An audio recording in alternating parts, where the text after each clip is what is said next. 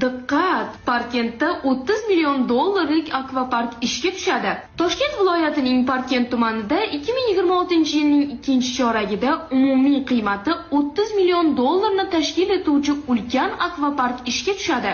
Ushbu loyiha Qayilma mahallasi hududida 20 gektar maydonda barpo etilmoqda va uni dunyo miqyosidagi eng zamonaviy attraksionlar bilan jihozlash rejalashtirilgan.